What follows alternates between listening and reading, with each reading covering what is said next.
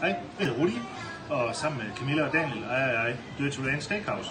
Den anden dag, der var jeg på sådan en rimelig berømt burger-restaurant sammen med mine børn, og der fik jeg en burger, og den var smart, fordi det var sådan ligesom om, der var 2 burger i en. Først så var der et brød, og så var der en bøf, og så var der et brød mere, og så var der en bøf igen, og så tænkte jeg, kæft mand, det skal vi da have på Dirty Ranch. Jeg tror, den hed Big Snack. Det var det, den hed, Big Snack. Vi skal have en Big Snack på Dirty Ranch, så jeg vil lige vise jer, hvordan man laver en Big Snack på Dirty Ranch. Man tager en burger, sådan her.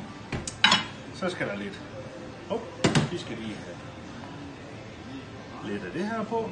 Lidt barbecue sauce og lidt hvidløgsmayonnaise. Der skal lidt salat på. Så skal vi have en lille bøf med lidt bacon på.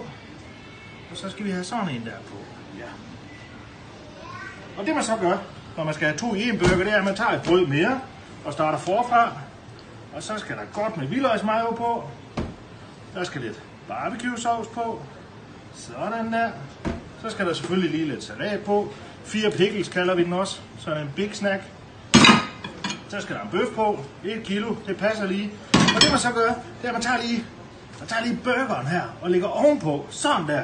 Og så tager man 650 gram flammegrillet ribeye-filet. Og der var jo masser af. Og så skal vi have brød på.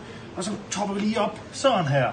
Og så skal der selvfølgelig lige et lille spøge i, før det kommer til at se rigtig pænt ud. Sådan.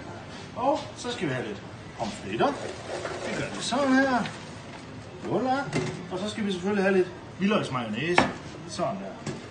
Det her, det er en Big Snack. Vi kalder den også at gå planken ud, fordi den bliver serveret på en planke. Vi har ikke helt besluttet os for, hvad den skal koste. Men den smager i hvert fald godt. Ses vi på Dirty Ranch. Det håber jeg. Hej hej.